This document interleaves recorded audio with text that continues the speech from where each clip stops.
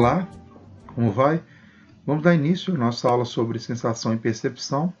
Lembro que é só uma aula introdutória, é necessário ler o material complementar e também discutir na aula presencial sobre esses tópicos que serão apresentados nessa aula. Inicialmente, gostaria de levantar uma questão se sensação e percepção podem ser entendidos como fenômenos iguais. Sensação e percepção são sinônimos. As pessoas, de forma geral, elas utilizam no dia a dia frases do tipo: eu senti frio, eu percebi que estava frio, eu senti que a bola veio rápida, eu percebi que a bola veio rápida. Então, de forma geral, a gente vai intercambiando esses conceitos como se esses fenômenos fossem idênticos, se fossem a mesma coisa. Mas como a gente estuda sensação e percepção, já dá para ter uma dica de que são coisas que, apesar de caminharem juntas, não são exatamente idênticas. Não são... A sensação ela envolve a detecção e processamento básico das informações que são traduzidas pelos órgãos sensoriais. De forma geral, seria informação mais crua, sem um significado ainda para o indivíduo. Já a percepção envolve funções mais complexas, que são gerenciadas pelo sistema nervoso central. Então, ela depende da experiência, é inseparável da cognição. Então, seria aquela informação sensorial já processada que agora teria um significado para o indivíduo. Quando a gente observa uma foto como essa, a gente pode ver que a percepção ela pode ser alterada, por exemplo, pelo momento, né? Pelo nível de motivação que está inserida naquela situação. Você imagina um jogador desse, toma uma bolada num jogo treino, ele vai sair de maca, né? E não consegue voltar mais ao campo naquele dia.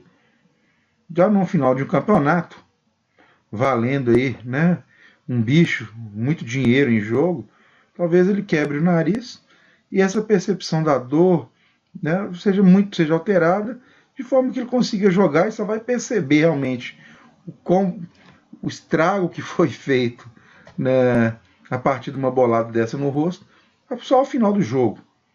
Então, essa percepção que a gente tem de uma determinada informação, ela depende de inúmeros fatores. Vamos pensar, por exemplo, dentro de sala, né? Nós temos um grupo de alunos recebendo a mesma informação auditiva, então uma sensação sendo muito similar a todos, mas a forma como essa informação é processada e vai ter um significado, ou seja, vai gerar percepção, ela vai diferenciar dos alunos de acordo com o interesse que eles têm na disciplina, com a leitura prévia ou não que eles tiveram. Então são fatores que influenciam no significado que você dá à sensação.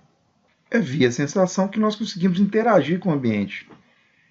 Nós temos então uma série de possibilidades de interação com as informações que são geradas externamente e também um fluxo de sinais que são gerados internamente e que esse fluxo de sinais, tanto externos quanto internos, tem um papel importante no controle de nossas ações motoras. Questões importantes relacionadas à sensação, né? É como é feita essa interação, quais são os sistemas sensoriais que estão participando disso, os sentidos. De forma geral, na escola a gente aprende os 5 sentidos, mas para controle de movimento nós temos um 6º sentido, que é a propriocepção, que nós vamos discutir mais à frente, e ela é importantíssima para o controle motor. De forma geral, então, o que nós temos é vários receptores que precisam lidar com diferentes formas variadas que o ambiente traz para nós. Então, nós temos fontes de energias relacionadas, por exemplo, a aspectos mecânicos, a pressão, relacionadas à cinética, ao movimento. Por exemplo, energia radiante, está ligada à luz, ao som.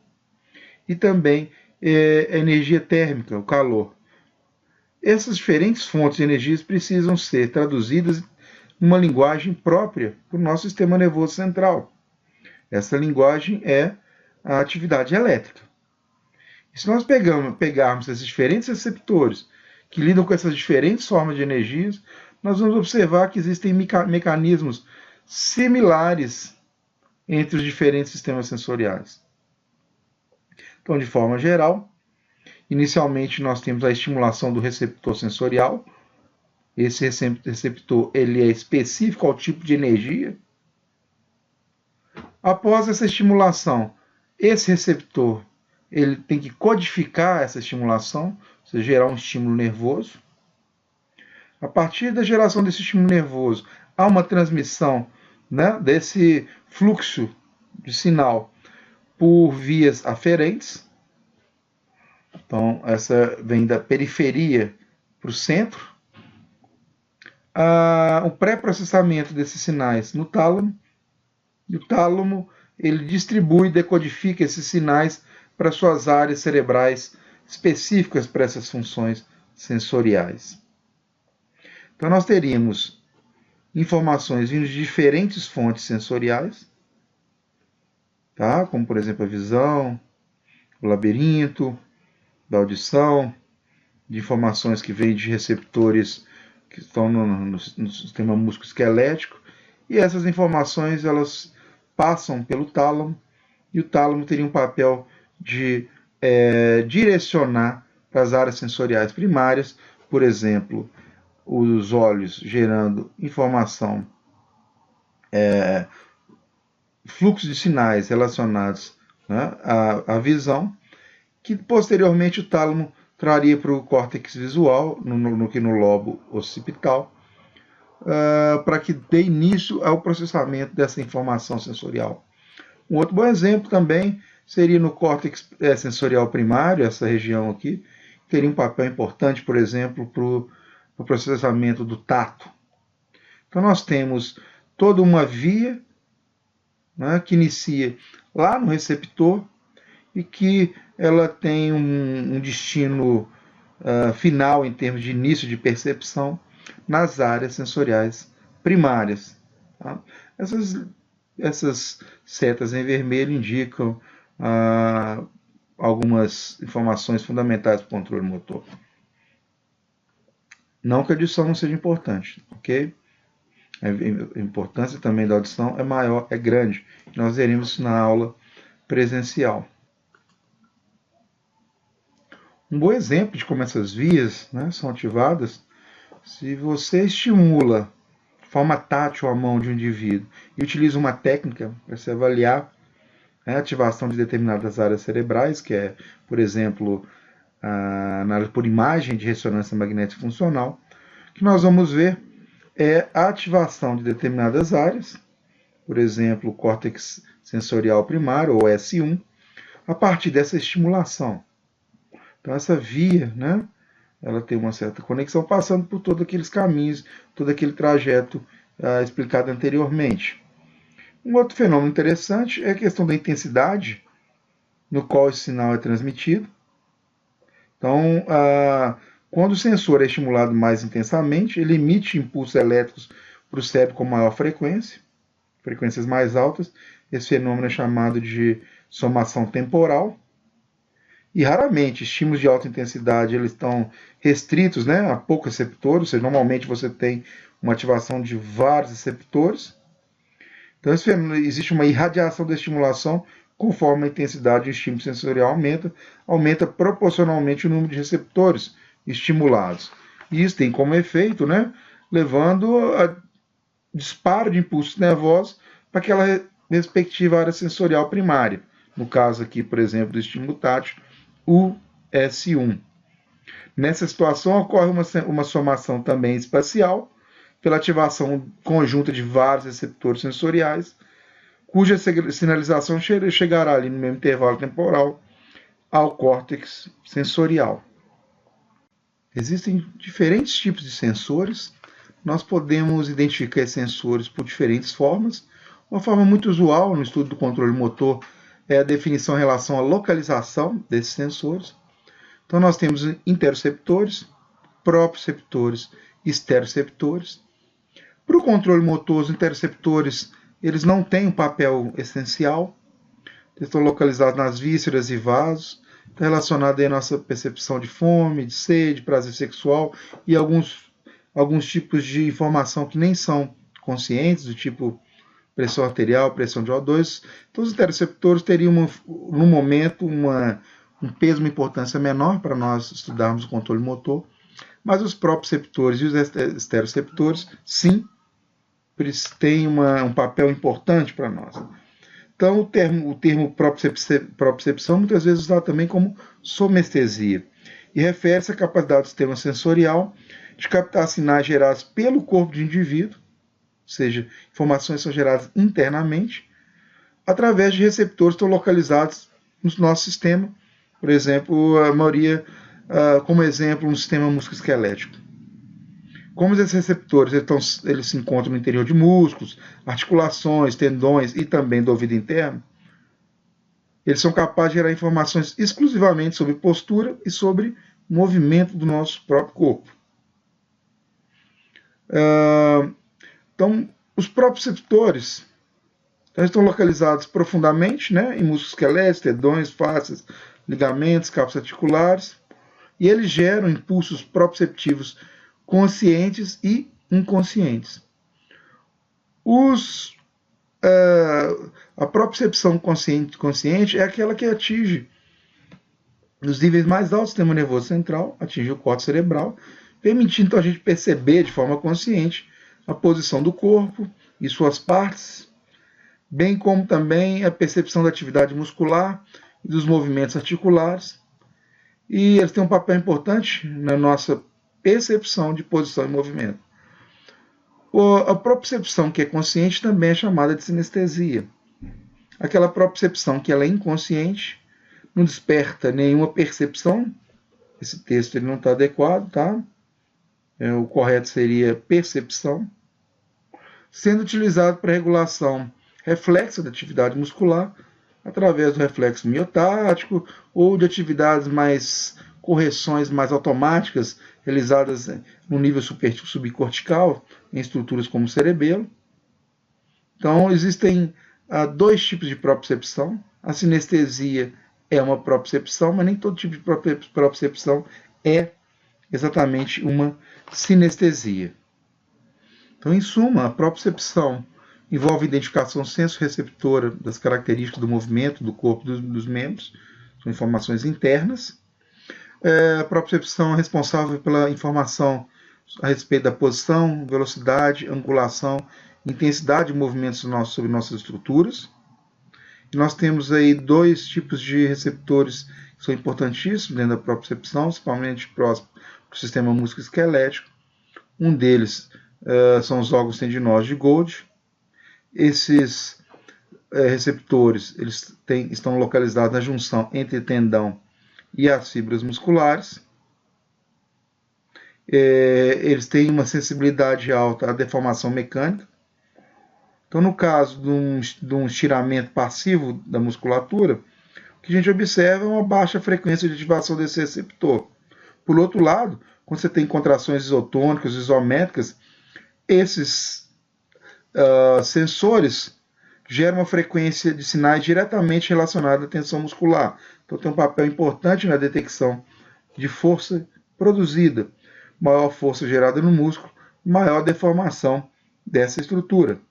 Um outro tipo de receptor importante, ele fica nos músculos, são os fusos musculares, são fibras intrafusais, então nós temos essas fibras intrafusais, que elas são dispostas paralelamente às fibras extrafusais, e quando nós temos um estiramento dessas fibras intrafusais, elas ativam esses neurônios sensoriais, eles vão fechar, né, sinapses, vão fazer sinapses com os neurônios motores, motoneurônios alfa, que inervam essas fibras extrafusais.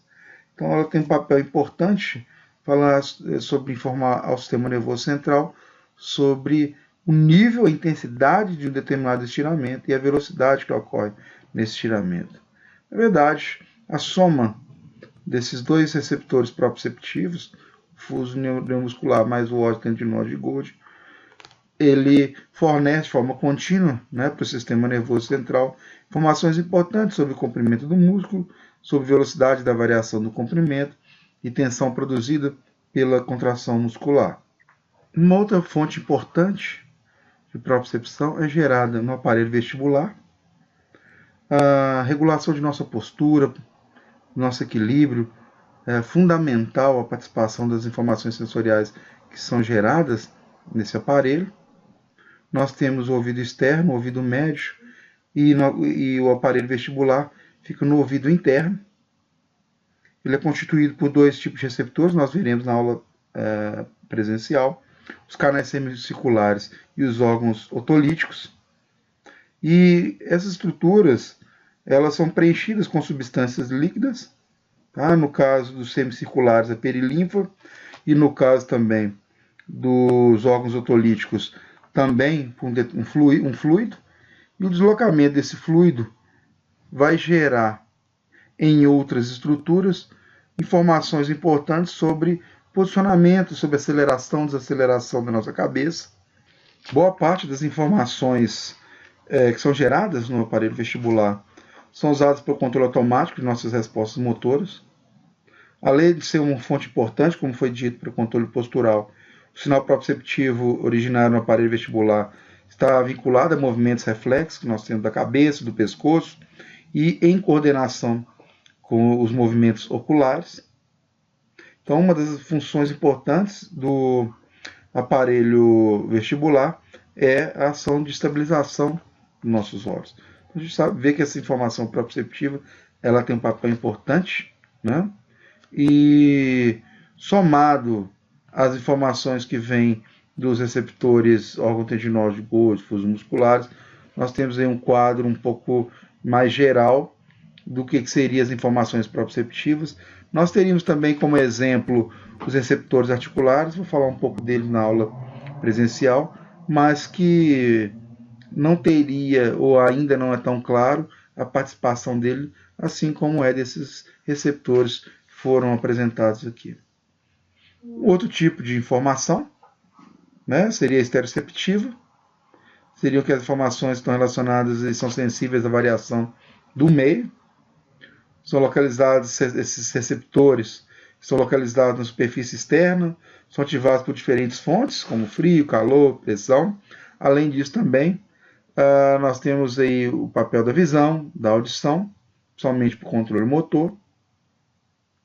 E dentre esses estereoceptores, nós temos um sentido muito importante, que é da visão.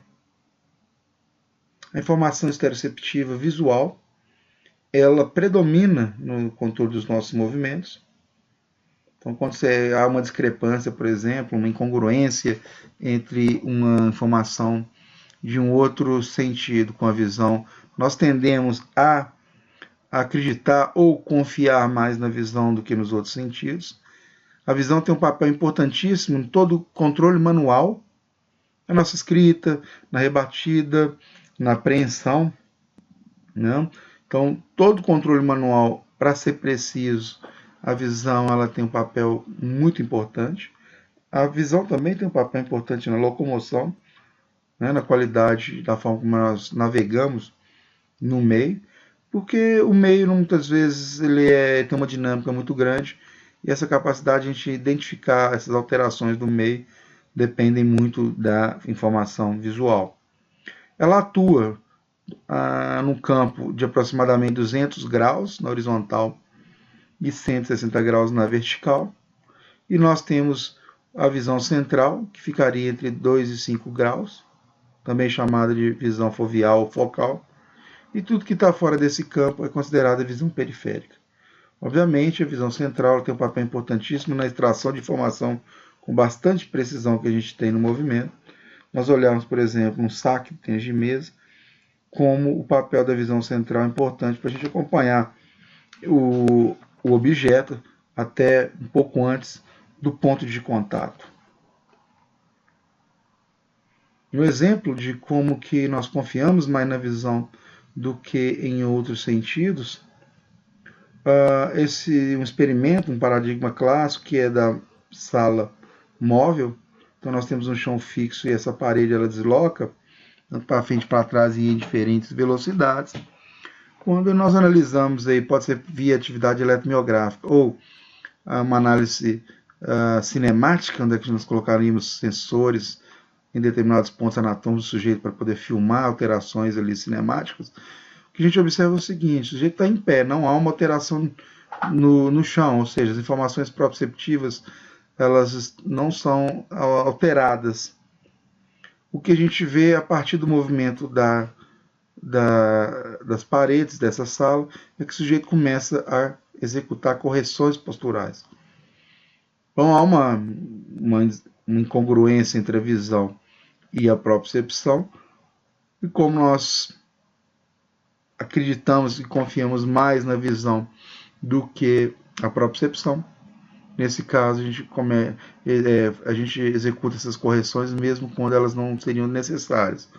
Um exemplo bom disso também é quando nós estamos dentro do carro, né? Você está parado numa rua, a rua é plana, você tira o pé do freio, por exemplo, o carro do lado começa a deslocar para frente bem lentamente, não houve alteração nenhuma nossa em termos de propriocepção, de nada, mas como esse fluxo visual ele altera, a impressão que nós temos que o nosso carro está indo para trás, e a gente confia mais na visão e pisa no freio na tentativa de evitar que o carro desloque para trás, apesar disso realmente não estar acontecendo.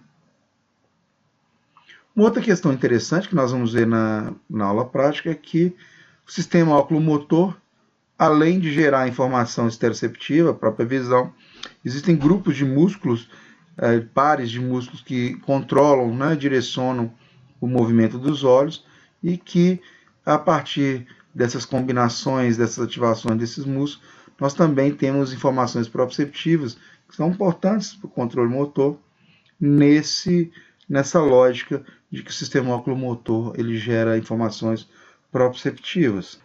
Existem dois sistemas de detecção de movimento, quando nós acompanhamos alvos móveis. Uma estratégia seria você manter a cabeça fixa e o olhar acompanha o objeto. Uma outra forma de extrair informação do ambiente seria você manter o olhar fixo e, nesse caso, a cabeça acompanharia o objeto.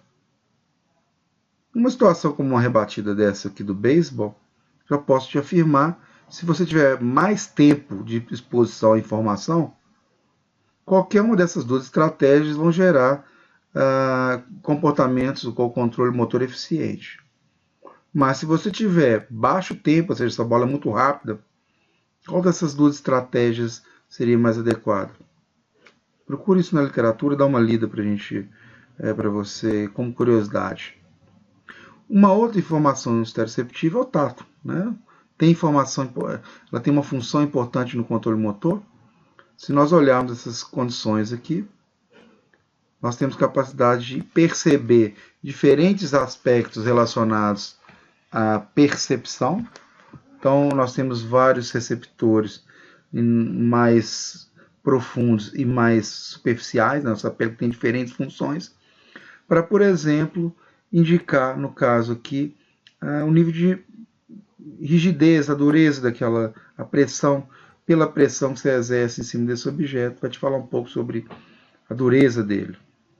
Se a gente pega, por exemplo, esse objeto e apoia na mão, então vamos ter informação importante sobre o peso daquele objeto.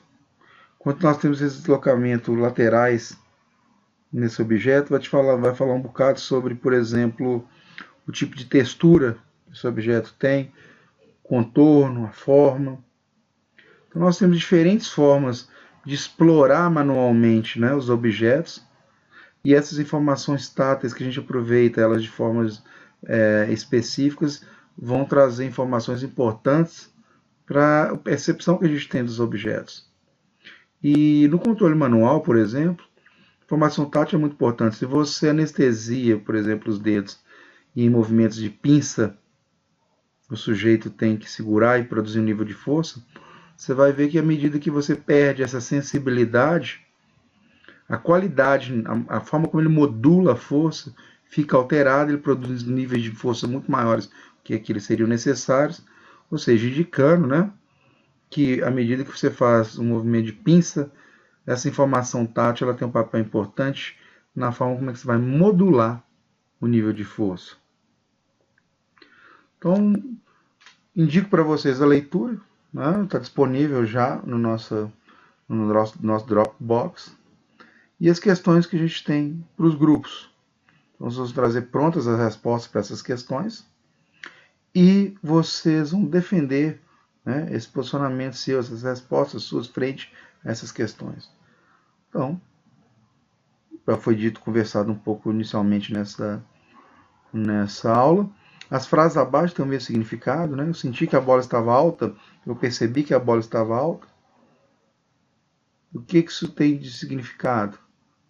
É a mesma coisa ou é diferente? E aí você explica, né, a partir do seu posicionamento. O que ocorreria com o controle motor se nascêssemos sem fuso muscular, sem os órgãos tendinógenos de Gold, os mecanorreceptores ali do tato? Então, cada grupo vai apresentar e defender essas respostas. A gente cria um momento para refletir e discutir essas questões lá na próxima aula. Até mais.